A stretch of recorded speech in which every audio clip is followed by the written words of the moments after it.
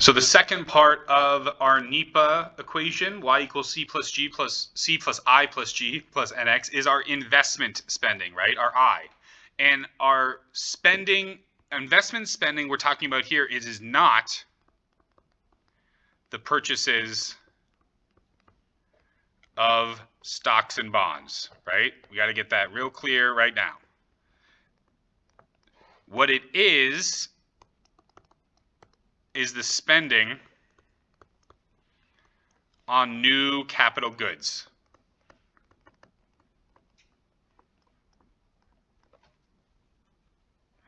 So the new capital goods fall into 4 categories. The first one is producers,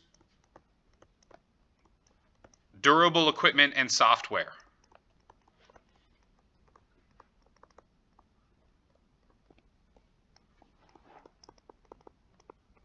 So one of the main ones in our service economy is computers, right? Computers and smartphones are, producers, durable equipment, right? These computers are provided to me by the school. The software, that I, read the slides on and take notes in, or, do spreadsheets in, right? All of those things are investment expenditures by the university. The second one is our non-residential structures.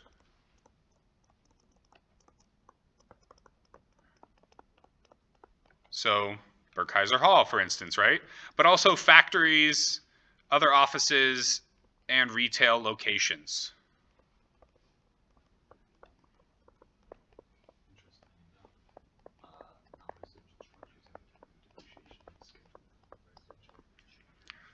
Yep, that's because of tax laws, tax loopholes. That's all the rules for rulers. CP Gray. I just watched that again the other day, and he talks about that, about how like the tax code is meant to be so Byzantine because of the fact that it's to reward different keys to power, stuff like that. Yeah. All right, our third one, and this is the one that is perhaps the most difficult for students to grasp, but it does make sense if you kind of like run it through your intuition. So this is a change in your inventory. So think about it from a producer standpoint, right? If you produce a whole bunch of Xboxes, but you don't sell them, you're investing in your future. You have more product to sell.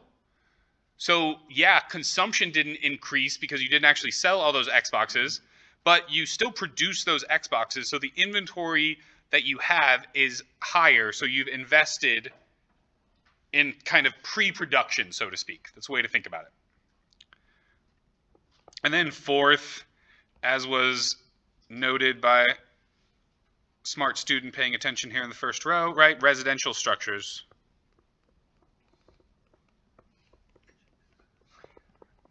Such as single-family houses, townhouses, apartment buildings, right? These are all counted as investment spending. But it's important for us to be distinct here.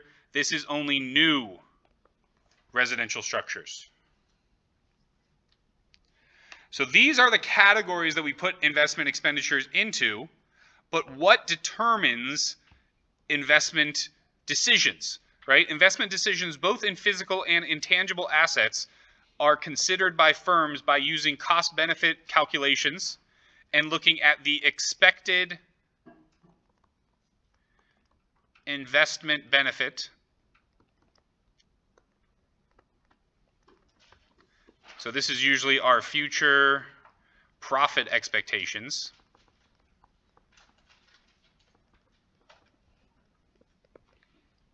Minus the investment costs,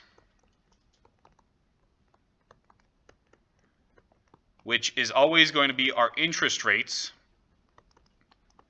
And the reason for this is because in scenario A, they have the capital already, and they're thinking about what's the best use of this capital, and so they're going to compare it to the risk-free interest rate of just investing it passively in an index fund in the market or something like that, right? Or buying a treasury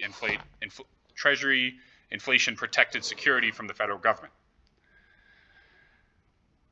The other scenario is they have to borrow the money, so obviously you're not going to do something that's going to cost more,